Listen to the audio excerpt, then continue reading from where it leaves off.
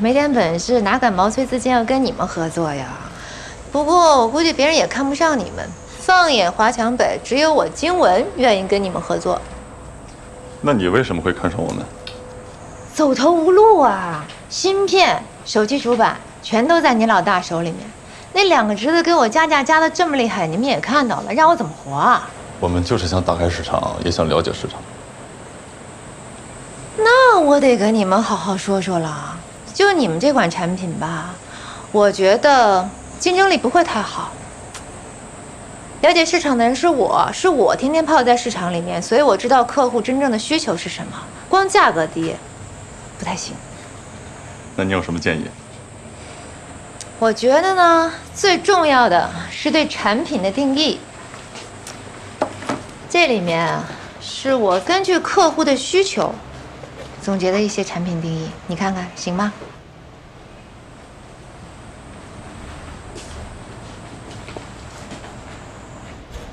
你说你老大他们压你价钱不让你活，但是我看那个小年轻的小伙子不是挺喜欢你的吗？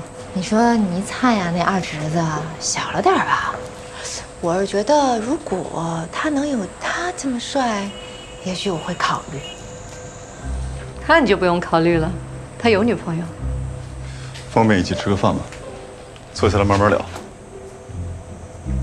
他这个真太有想法了。也没有太有想法，就是了解华强北吧，这个我还是很在行的。所以这附近好吃的餐厅你应该也很了解喽。走，我带你们去。走。哇，这家店好热闹啊！随便坐啊。你请。他们的老板呢，在香港的旺角摆了10几年的夜市，所以东西呢是又好吃又便宜。你们今天想吃点什么呀？你有什么想吃的吗？哦，我都可以啊。喝酒吗？听你的。那你安排吧。好嘞。那么你稍等啊。好。其实呢，你们的手机也很便宜，但是毫无特色。是，你们可以把手机变成200块。200块？手机怎么可能200块？哎呀，很久很久以后呢，电子产品肯定会越来越便宜，这是规律，知道吗？那200块对于很多人来说也是蛮多的，最好是能变成100块。所以这100、200对你来说差别很大吗？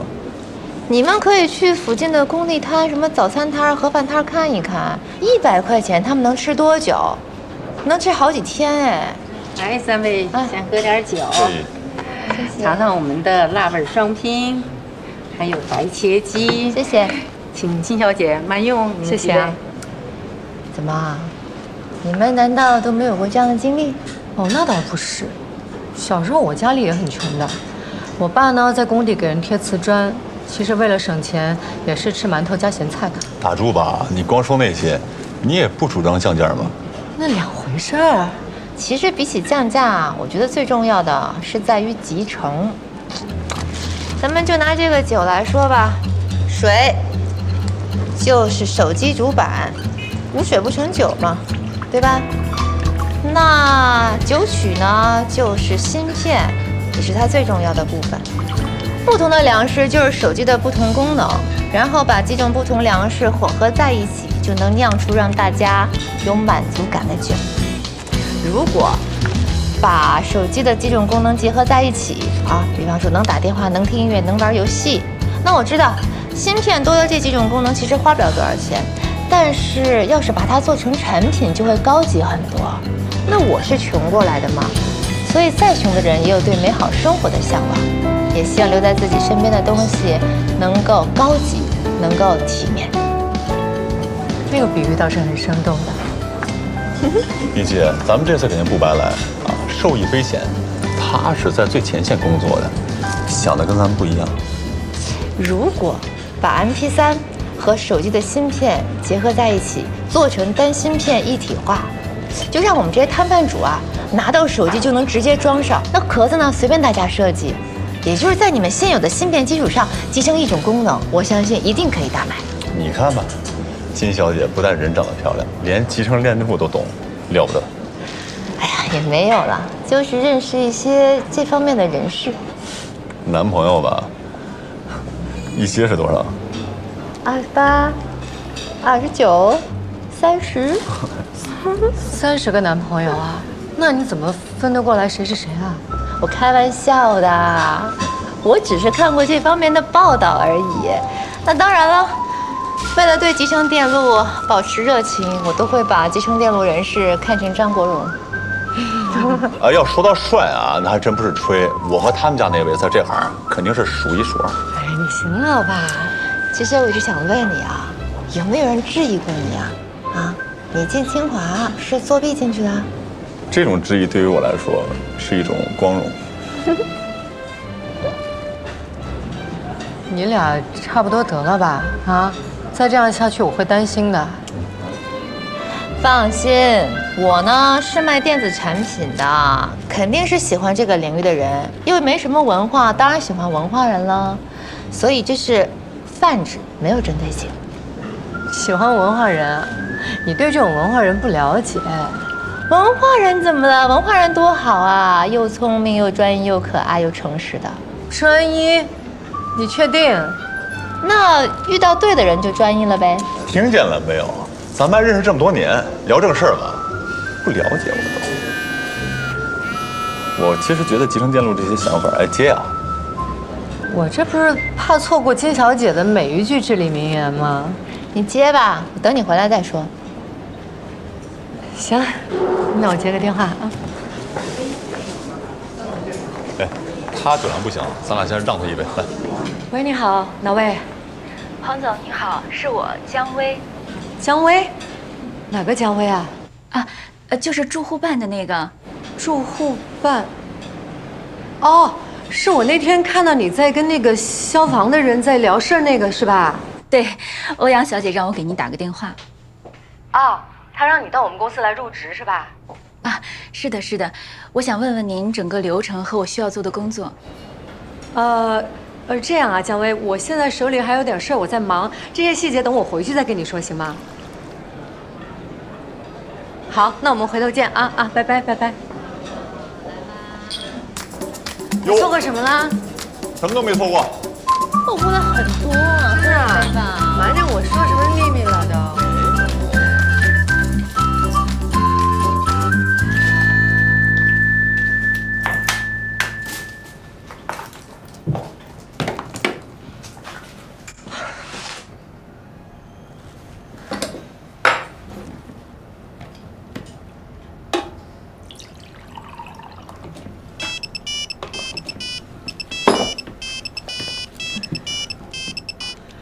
喂，子夏。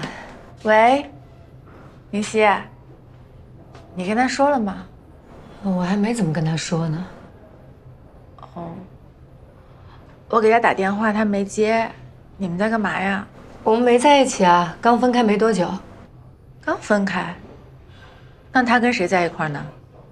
我们今天认识了一个人，叫金文。金文？女人？对，客户嘛。所以才不接我电话是吧？你别想那么多，他就跟客户聊工作而已嘛。跟女客户聊工作，聊到不接电话，你说他什么意思呀？哎，我问你啊，你觉得我爸的要求很过分吗？再说了，他又不是没能力。好，就算他在创业初期，他一时……你看我这越说越俗气了。我先不跟你说了，你回头碰到他，让他给我回电话吧。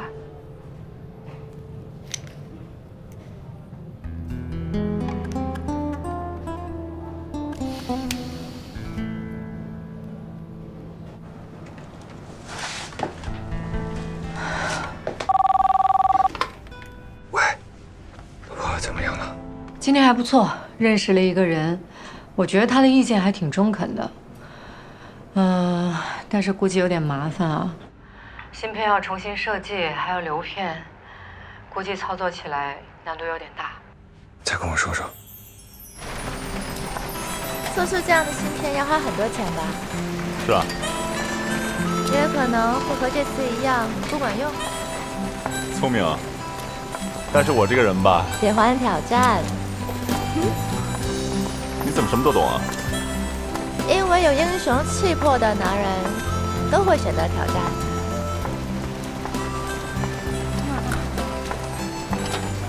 我到了，伞给你吧。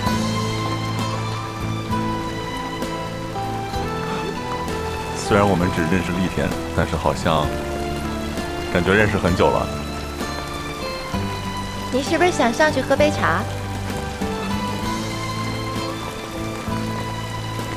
下次吧，先你送我回家。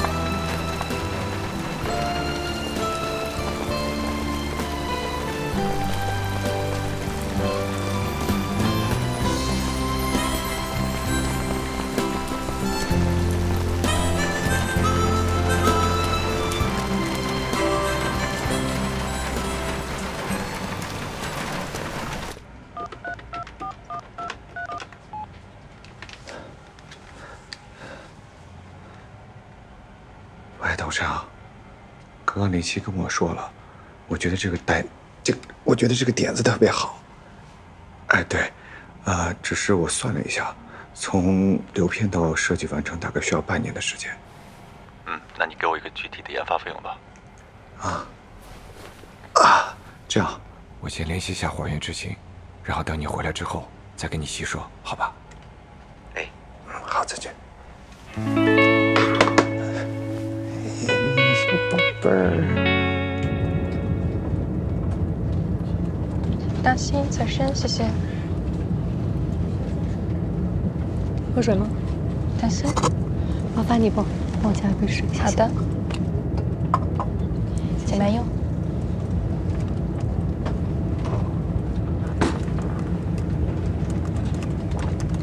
我越想越觉得金文那个女人实在是太有意思了，我觉得我看到希望了。这个女人不但有意思，还很有魅力。行了行了，我夸就行了，你就别夸了。为啥？什么为什么呀？李东升，你别忘了啊，你可是个有女朋友的人，子夏在那看着呢，什么女人你也别想了。王林熙，我真替你觉得可惜。在我印象中，你是一个无比自由飞扬的人。你看你现在怎么变成这样了？啊，婆婆妈妈还爱管闲事儿，过好自己的吧，别指点别人了。谁指点你了？我是觉得很不舒服。哎，你非得当着我的面夸别的女人，子夏好歹是我闺蜜的吧？你现在让我觉得有一种跟你联手起来背叛子夏的感觉。再好的朋友，也得有边界感。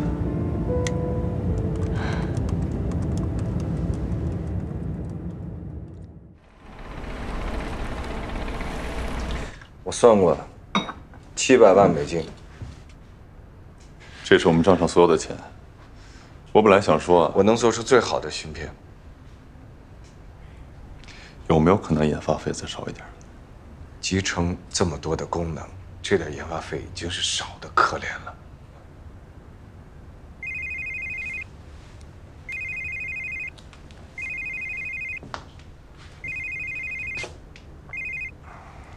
喂，喂，李总吗？麻烦你有时间来红木资本一下。好。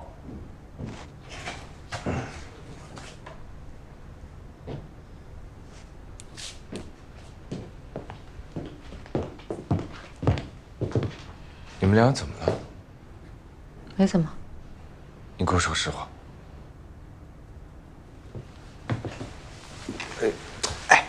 这是办公室。亲我一下。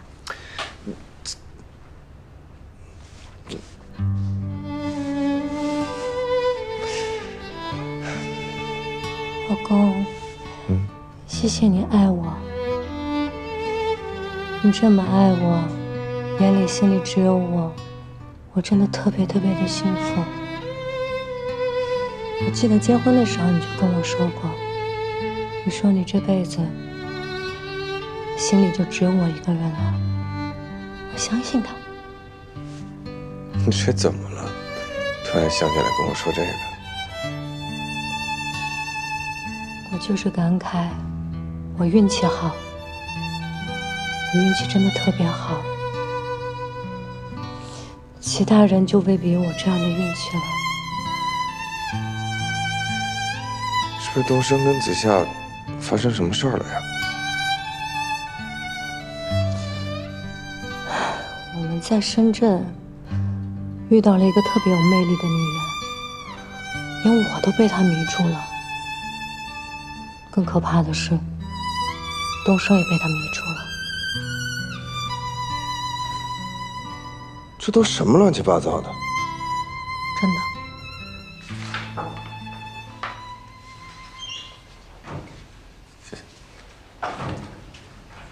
李总，今天由我来代表鸿蒙资本跟领通的 CEO 黎东升先生，也就是您，进行关于领通科技玻璃芯片业务的会谈。请坐。好呀，那欧阳总有什么吩咐？请问你什么时候开始？不是什么时候开始，是我们需要多一点时间。我觉得我们给了你们足够多的时间，但是我们依然见不到芯片部门的盈利。好，可以剥离，但是我希望给芯片部门留700万美金。不可能，你账上只有700万美金。我可以重新融资。你没有时间重新融资。我们在长城的测试这么成功，显而易见，这是一个非常好的买卖。我们投的是互联网业务，为什么要给芯片部门莫名其妙的留700万美金？这是你们的财务报表，你自己看一看。你真的有点过分了。我不跟你计较，并不是因为你做的对，而是你迅速做大了互联网部门的估值。但是我告诉你，幸运并不会一直笼罩着你。如果你后面的财务再有任何瑕疵，我们可以告你的。好的呀。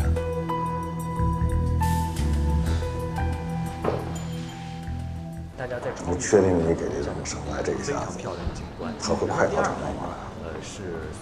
不确定。不确定你还麻？黎东升就是年轻时候的我，爱面子，讲兄弟情义，不好意思跟张海潮说，我们就做互联网，所以我们得推一把。你我那点股份还推一把？把红木、灵光药都拉过来。你还想拉灵光药？你和我一起去啊！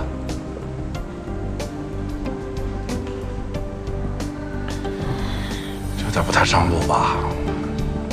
东科生前很欣赏张海潮的。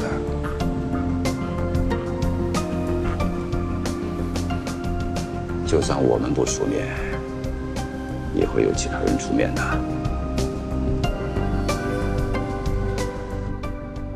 不会这么简单。就是这么简单。你是没见到那个女的，风情万种，活色生香，真的。虽然李东升很风流，但是他不下流，一定是有别的原因。什么原因？压力。把互联网部门剥离出去的压力。子夏的公司，子夏的爸爸肯定都希望把我们芯片部门净身出户。所有人都会跟他说，再也不要投1分钱给我们部门了。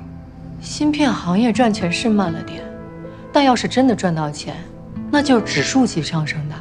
道理归道理，现实是现实。外面的局势你又不是不知道，东升的压力一定很大。你倒是很相信他啊。其实从某个角度来说，投资人跟创业者是敌对的。创业者更多的是长期的对企业的承诺，而资本界讲究的是短期。作为一个投资人来说，一是要保证资金安全，二是要尽快盈利。而创业者的梦想是基于这两者之后的。从这个角度来说，李东升是一个成熟的企业家，但是这次他的决定，在投资人看来是不成熟的。这不都是为了你的梦吗？是为了我们的梦。没事，我再想想办法吧。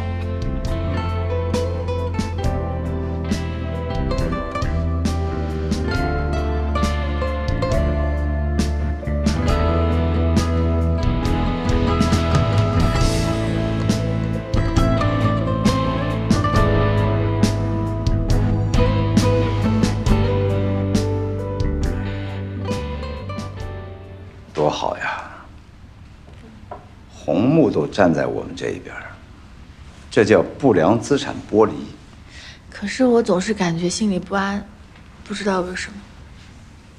有什么不安的？应该特别安才对。可是海潮和林夕毕竟也算是朋友，这样对他们会不会不太好啊？有什么不太好的？以后成了分点钱给他们就是了。我跟你说啊，人一定要对自己的人生、对自己的选择负责。他们也一样。你每年都有年终考核，被投企业汇报。你投过的企业，还没有任何一家上市的。你在红木的职业生涯还是需要金光闪闪的案例的哦。更何况，还能收获一个金龟婿。我们俩最近有点淡。怎么了？会不会他外面有女人啊？那是因为我在帮他逼婚。条件优秀的男人，只要遇到逼婚都一个样。可是海潮就不这样啊！你看海潮都已经是硅谷科技的大佬了，他也对黄林夕很好的。张海潮成不了大气候的啊。你当时在硅谷可不是这么说的。那不是因为黄林夕会推拉吗？哎，来，妈妈给你去准备点干煎带鱼啊，你等着晚上带回去。哎，咱说回李东升好不好？对男人来说，最重要的就是身边的女人要理解他、懂他，这一点，你妈妈就做得很差。你不要给自己找借口，我觉得我妈做的蛮好的。哎，我跟你讲，你要纠正这个观点。李东升想要什么？赚钱、上市、荣耀，但他更要脸，要的是社会形象。张海潮在他坐牢的时候捞过他一把，还让他做 CEO。之前林光耀发难，张海潮怎么都帮他。你让他在这个时候自毁形象，做一个背信弃义的人，可能吗？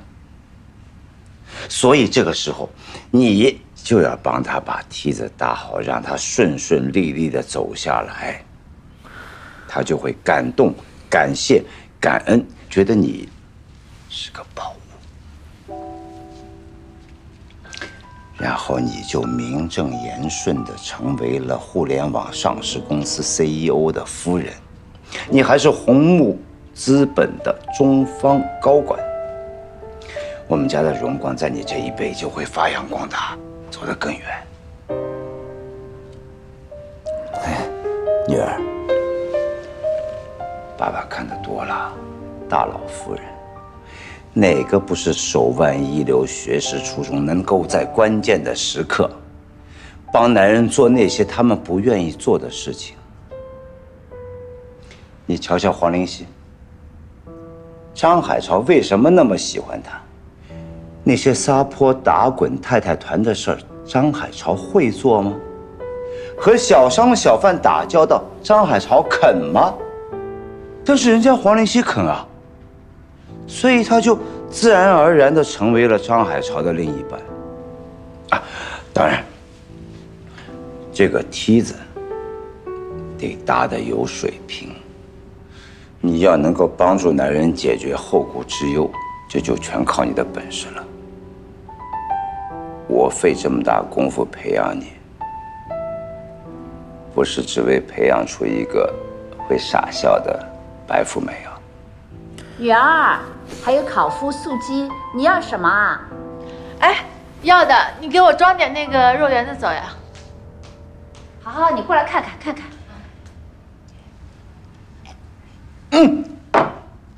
还有，先去找林光耀，想办法得到他的支持。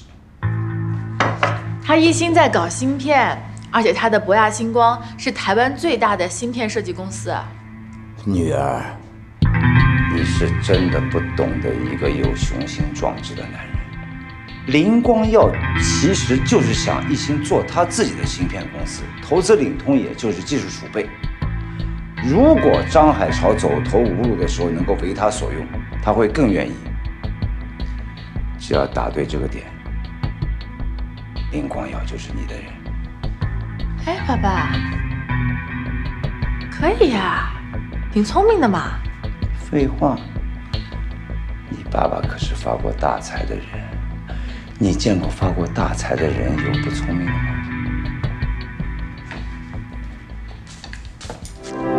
林总，你约我啊，我还挺惊讶的。你我都是领通的股东，约着见面不稀奇啊。哎，别给我提领通，我都有点后悔了。一家四不像的公司。您可别这么说，我看张海潮最近的方向还是挺不错的。能不错到哪去啊？之前做出来的通讯芯片不是都卖不掉吗？那还是有进步的空间的。比如降低成本，比如把现有的设计跟 MP3 音乐联动进行一体化设计，这样也方便华强北的那些商贩进行组装，销路不就自然有了吗？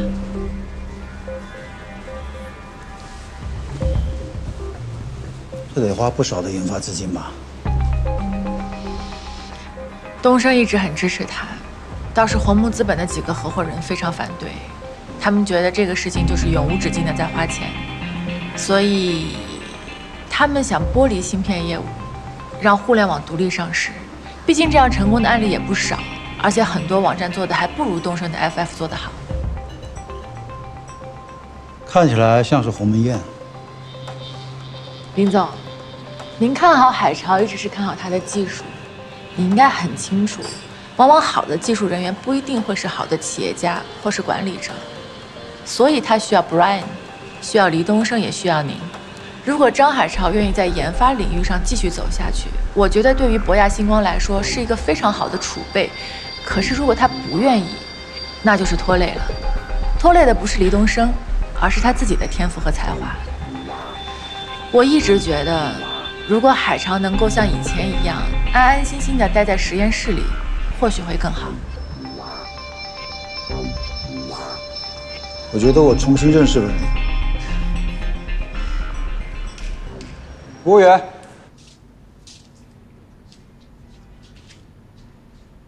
还没睡呢？有心事啊？我最爱的女人，在我最难的时候要用资本胁迫我，谁睡得着？哎，我可没有啊，我不过是个打工的，你才是大老板，谁能胁迫你呀？我得好好审视你一下。哎，怎么审视？说来听听。你呀你学坏了，开始学会推卸责任了。你说你的那几个老板，真的了解中国市场吗？他对领通、张海潮还有我们在做些什么弄得清楚吗？所以说，无论是天使轮投资还是 A 轮投资，都是看你怎么说。你说成就成，你说不成，也就不成了。你是我男朋友，我当然希望你成了。我是亲眼看见你花了多少心血去建立你的网站，我只是不想你被海潮拖累罢了。是我们俩老有矛盾，但是他做的事情，我认为是有前途的。我知道你支持海潮，我也很支持他，但这件事不光光是我一个人的想法，林光耀也是这样想的，你知道吗？你去找他了？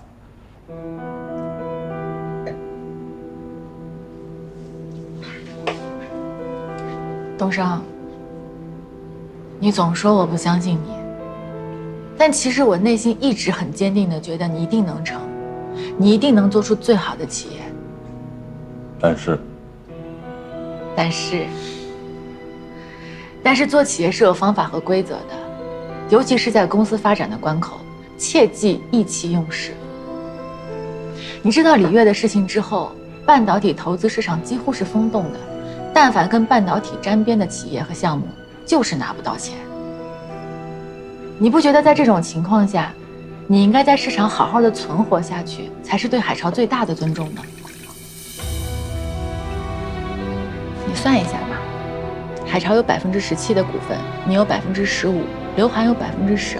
那么一旦拆分之后，海潮将拥有芯片部门超过34%的股份，你呢能拥有互联网部门超过30%的股份。到时候我们进行一轮投票，好了，不聊了，你们的股份加上员工。不聊了，陪我喝杯酒。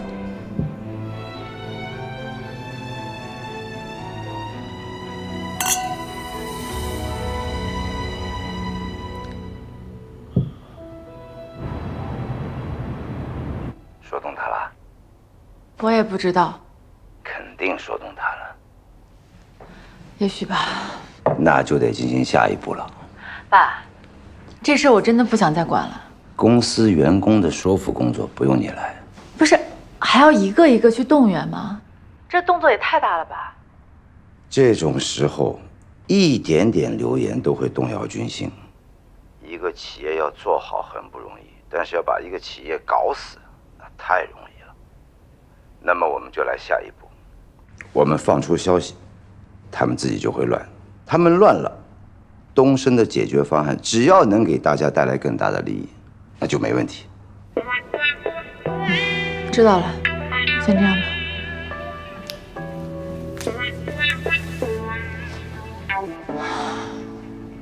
真要拆分啊？肯定啊！互联网公司高兴，谁还不知道？也不一定吧。哎呀，这红木资本给那么大压力，我听说林光耀都不想干了。真的假的？不是你干嘛去？再聊会儿。你怎么还在这儿？我让你给的实验数据呢。都这个点了，该去实验室了吧？马上去。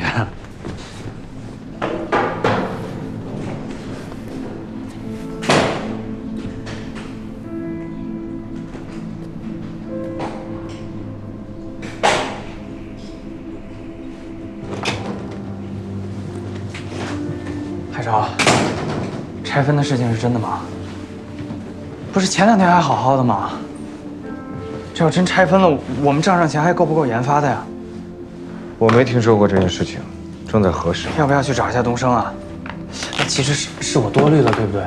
你想，你我东升，我们3个人加起来股权就有44%，再随便找几个兄弟，肯定能过50%的。没有证实的事情算什么股份啊？那你就去证实啊！哎，我去找东升。哎，你别去，你回你的实验室吧，这事我来管。找我啊？你先说还是我先说？我先说吧。好。红木资本希望召开股东大会，当场表决是否剥离芯片部门。你希望召开这个股东大会？我没有这样的权利。红木资本现在中国部不到10个人，几乎都听你的，你跟我说过的。那红木资本也不是我的呀，我也需要业绩考核，也需要汇报项目。子夏，你跟我说话不用绕弯子，直接一点。作为资方，要求召开股东大会，投票表决公司未来发展方向，这有什么问题吗？你觉得其实黎东升是想剥离互联网，对吗？我只知道，他希望有一家上市公司，不管是怎么样的上市公司。而且你知道的，互联网不是芯片，要顺应浪潮，浪潮来了便要拥抱它，否则会错过的。所以就要来一场民主表决。林夕，我们现实一点，你提出的方案需要融资700万美元，700万美元足以把一家互联网公司做到上市。作为投资人，面对秦宇东的结局、长江的现状、遥遥无期的半导体套现和现在风风火火的互联网局面，你告诉我，一个成熟的投资人他会怎么选？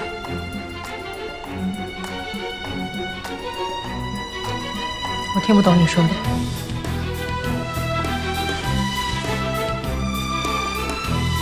但是我知道，追涨杀跌要不得。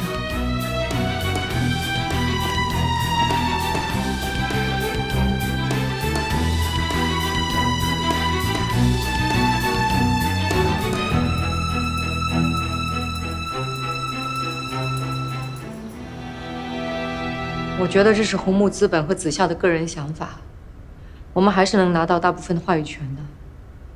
而且东升应该也不想剥离，否则他就不会陪我去华强北，和我讨论市场。如果东升不想，子夏为什么会这么做呢？哎，子夏最近想结婚，他看上的房子是一套江景豪宅。你不觉得这也是东升喜欢的吗？当然了，其实大部分人都会喜欢。那你为什么不喜欢？我也喜欢，我只是不去想罢了。这个世界上的人分两种，一种是能控制自己本能的，一种是不能控制自己本能的。那李东升是哪一种？游走在两者之间。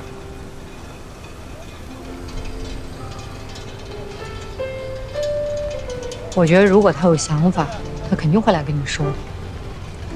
他比我更想成为英雄，至少是别人眼中的英雄。其实每个男人心中都有一个武侠梦，我也是，希望自己是乔峰，可以担当所有的责任。东升应该也是这么想的。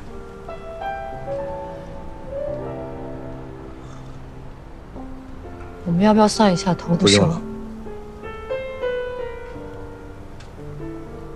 你这么有把握？我想下去走走，辛苦你看一下孩子。老板，我告诉你啊，你就得来了啊！来，给我喝好，赶紧，大哥，快点这边。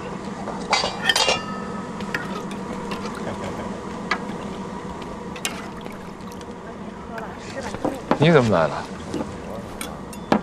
不是搬到城里了吗？这2天搬回来了。跟子夏吵架了？过来人，什么都瞒不住你。被逼婚了？哎呀，消息挺灵通啊。为什么不肯答应？为什么不答应啊？想我明白了，你是大老板了 ，CEO 了，公司越来越好，马上就要上市了，怎么可能放弃那么大一片森林，只抱着一棵树呀？对吧？什么呀？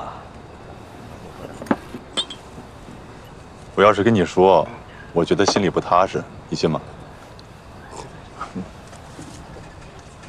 我也是男人，我懂男人的本能，我明白啊。哎，你是怎么就黄林溪一个人？因为我爱他。哎呦，你要是这样可不行啊！真是肉麻死了。他多傲娇啊，转头的时候连个招呼都不打。